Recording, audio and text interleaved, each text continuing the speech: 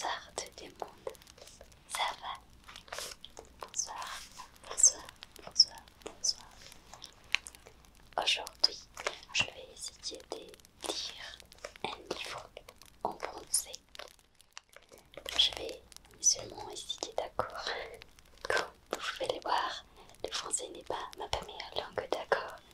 Ma première langue c'est l'espagnol. J'ai étudié le français pendant 2 ans. Oui, 2 ans. Mais il y a très longtemps. C'est pour ça que je ne peux pas parler couramment et m'exprimer avec aisance. Je vais continuer à pratiquer, d'accord? Et je choisis ce livre qui s'appelle Les vacances de Petit Nicolas. Ah, Les vacances de Petit Nicolas. Et je pense que c'est un livret pour les enfants. Et c'est pour ça que je pensais que ce serait un peu facile. Mais on va voir.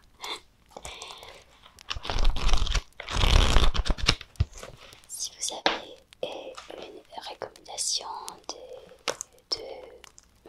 un livre que je peux lire, et vous pouvez me laisser un commentaire. D'accord, on va commencer maintenant.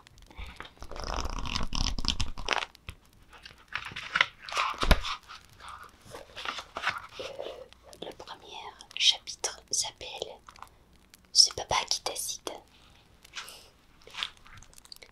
Tu les sens, c'est-à-dire les dernières et l'autre, parce qu'avant c'est trop vieux et je ne me rappelle pas. Papa et maman se disputent beaucoup pour savoir où aller en vacances. Et oui, maman se met à pleurer et elle dit qu'elle va aller chez sa maman. Et moi je pleure aussi parce que je viens m'aimer. Mais chez elle, il n'y a pas de la plage. Et à la fin, on va où maman et ce n'est pas chez mémé. Hier, après le dîner, papa nous a regardé, l'air fâché et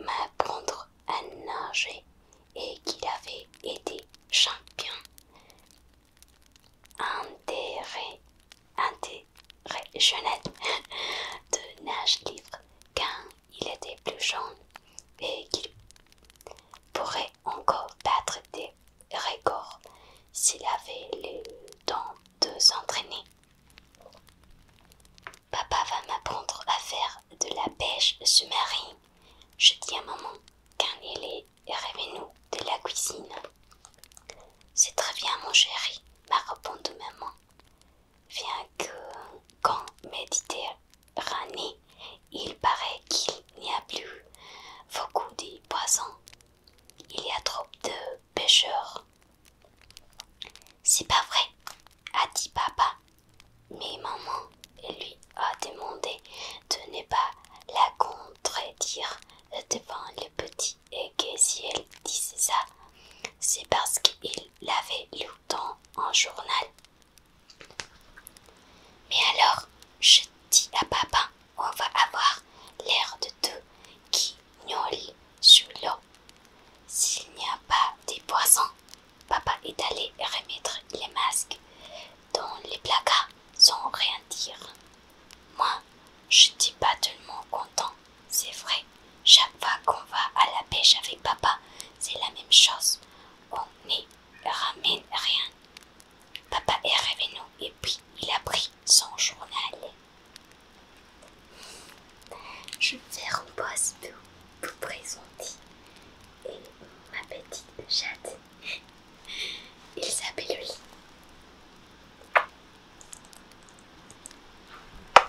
D'accord, on va continuer. Et alors, je dis, des poissons pour la pêche sous-marine, il y a un à où? Demandez à ta mère, m'a répondu papa. C'est une experte. Il y en a dans l'Atlantique, mon chéri, m'a dit maman. Moi, je demandais si l'Atlantique c'était loin de là où nous allions. Mais papa m'a dit que si je te dis un peu mieux à l'école, je ne poserai pas de questions comme ça. Et ce n'est pas très juste parce qu'à l'école, on n'a pas de classe de pêche sous-marine. Mais je n'ai rien dit. J'avoue que papa n'avait pas trop envie de parler. Il faudra faire la liste de choses à emporter, a dit maman. Ah non, a crié papa. Cette année, nous n'allons pas partir déguisés en camion de déménagement, des slips de vin, de shorts, des vêtements simples, quelques lunages.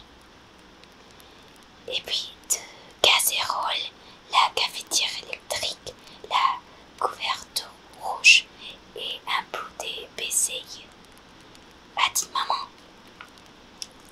Papa, il s'élève d'un coup, tout fâché. Il a ouvert la bouche, mais il n'a pas pu parler parce que maman l'a fait à sa place. Tu sais bien, a dit maman, ce que nous ont raconté les plaideurs quand ils ont loué une villa l'année dernière. Pour toute vaisselle, il y avait 3 assiettes ébréchées et à la cuisine du petit casserole dont on avait un trou au fond d'eux.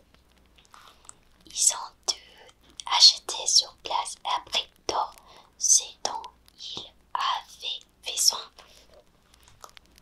Le d'or ne sait pas se débrouiller, a dit papa, et il s'est rassis. Possible, a dit maman, mais si tu veux une soupe de poisson, je ne peux pas la faire dans une casserole trouée, même si on arrive à se procurer du poisson. Alors, moi, je me suis mis à pleurer parce que c'est vrai ça. C'est pas drôle d'aller à une mer où il n'y a pas de poissons, alors que pas loin il y a l'Atlantique où sang est plein. Maman a laissé son tricot et m'a pris dans ses bras et elle m'a dit qu'il ne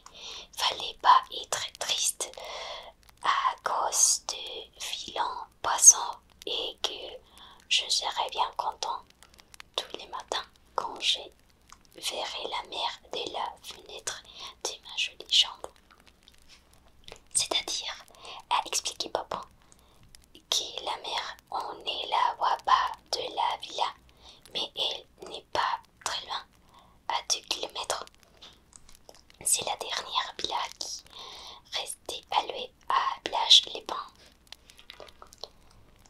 Mais bien sûr, mon chéri, m'a dit maman.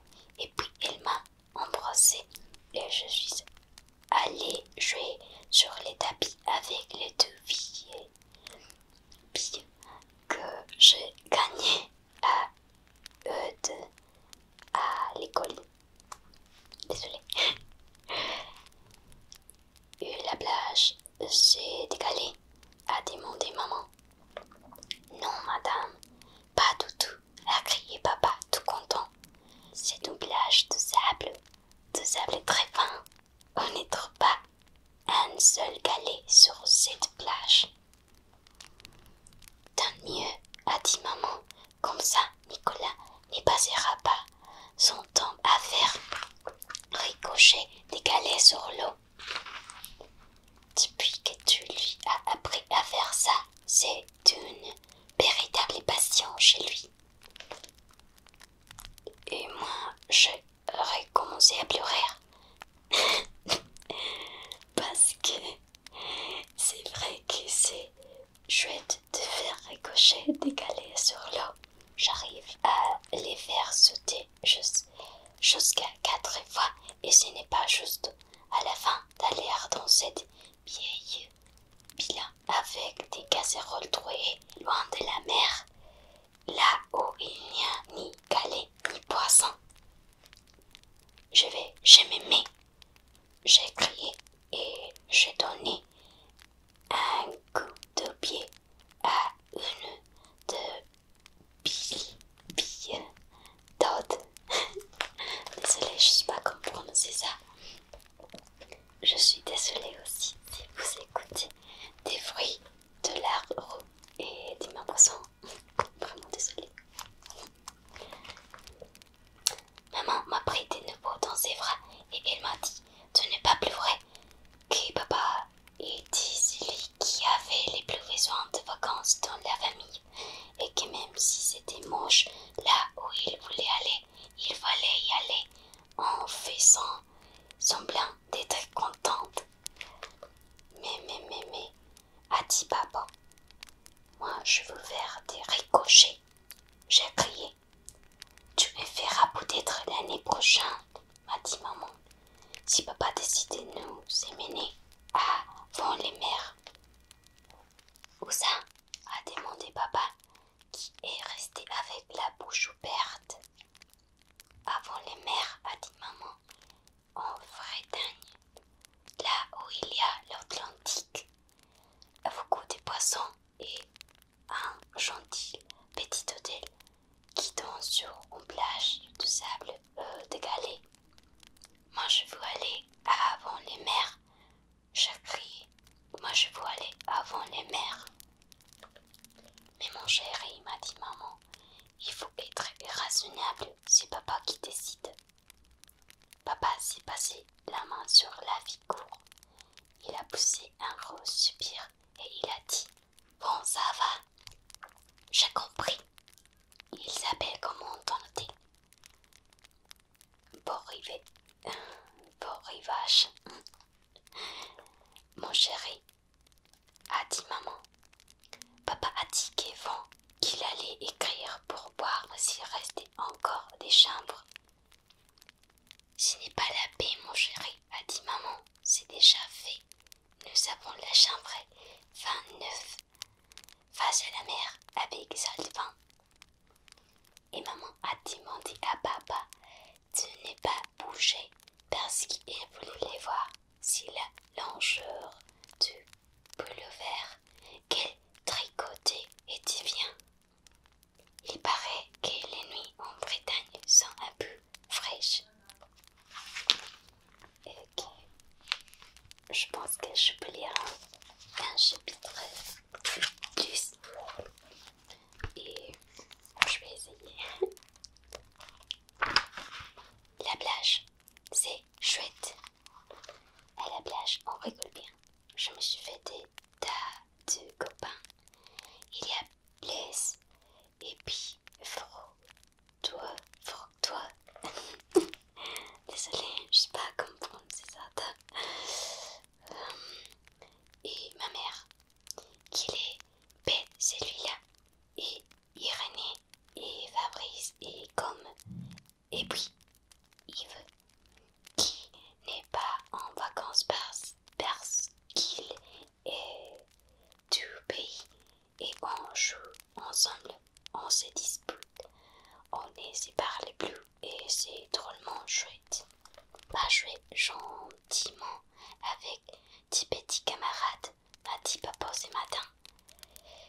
je vais me reposer et prendre un bain de soleil. Et puis il a commencé à s'y mettre de l'huile partout et il rigolait en disant: ah, quand je pensais aux copains qui sont restés au bureau, nous, on a commencé à jouer avec les ballons d'Irénée. Allez jouer plus loin, a dit papa, qui avait fini de s'huiler et ben, les ballons est tombé sur la tête de papa. Ça ne lui a pas plu à papa. Il s'est fâché tout blanc et il a donné un gros coup de pied dans les ballons qui est allé tomber dans l'eau très loin. Un chute terrible. C'est vrai ça à la fin, a dit papa. Irénée est parti en courant et il est revenu avec son papa. Il est drôlement grand et gros, le papa d'Irénée, et il n'avait pas l'air content. C'est lui, a dit Irénée en montrant papa avec les doigts. C'est vous, a dit le papa d'Irénée à mon papa, qui avait jeté dans l'eau les ballons tout petits. Mais oui, a répondu mon papa au papa d'Irénée. Mais ces ballons, je l'avais reçu dans la figure. Les enfants, c'est sur la plage pour se détendre, a dit le papa d'Irénée. Si ça ne vous plaît pas, restez chez vous. En attendant ces ballons, il faut aller les chercher. Ne fais pas attention, a dit maman à papa, mais papa a préféré faire attention. Bon, il a dit, je vais aller les chercher, c'est pas mon ballon. Oui, a dit le papa d'Irénée, moi, à votre place, j'irai aussi. Papa, ça lui a pris du temps de chercher les ballons que les vents avaient poussés très loin. Il avait les faire fatiguer papa quand il a rendu le ballon à Irénée et il nous a dit: écoutez les enfants, je vous reposer tranquille. Alors au lieu de jouer au ballon, pourquoi ne jouez-vous pas à autre chose? À quoi par exemple dites, a demandé ma mère. Qu'il ait fait celui-là? Je sais pas moi, a répondu papa. Fais des trous. C'est amusant de faire des trous dans le sable. Nous on a trouvé que c'était une idée terrible et on a pris nos belles pendant que papa a voulu commencer à se réouiller. Mais il n'a pas pu parce qu'il n'y avait plus d'huile dans la bouteille.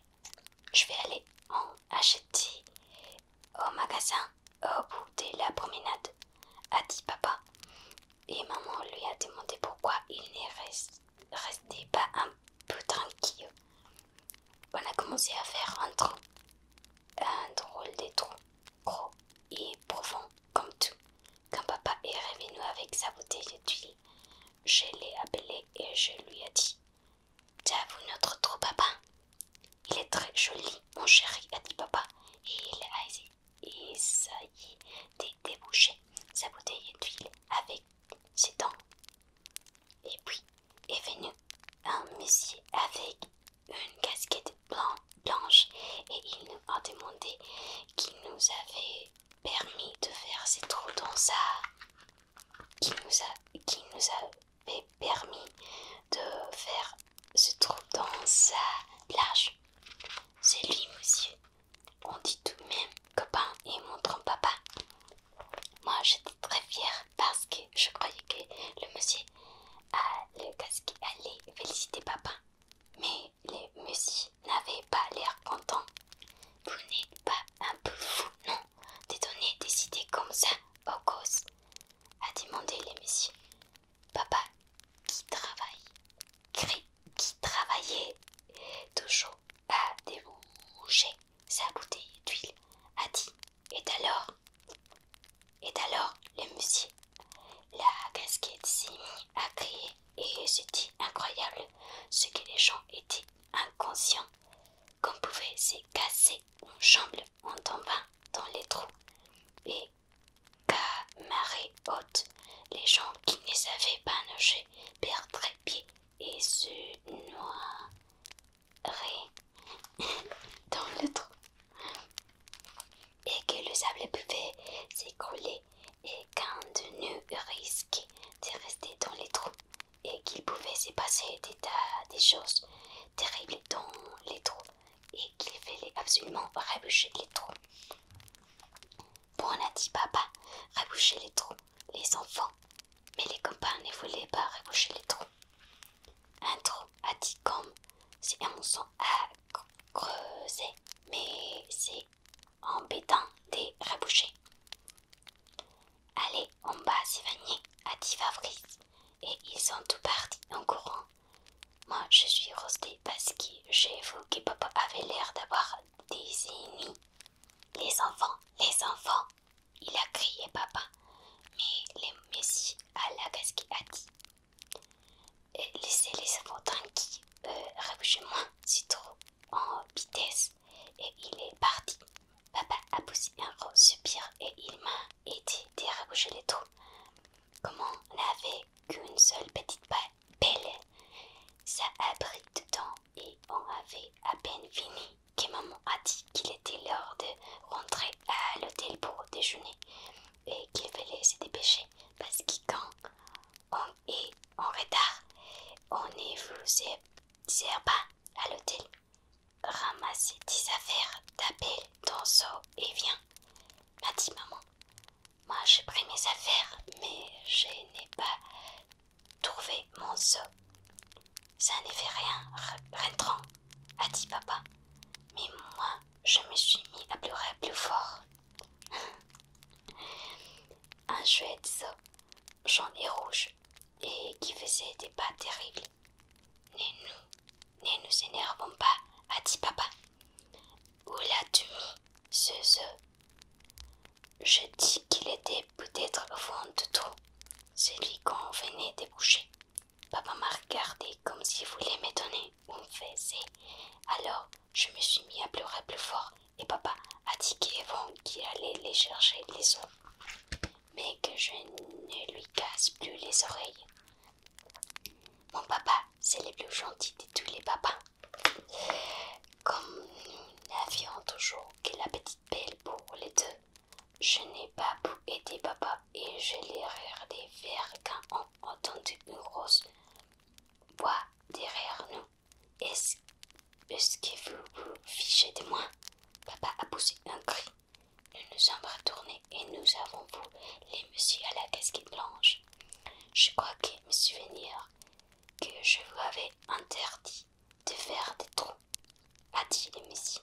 Papa lui a expliqué qu'il cherchait mon seau. Alors le monsieur lui a dit que d'accord, mais à condition qu'il rebouche les trous après. Et il est resté là pour surveiller papa.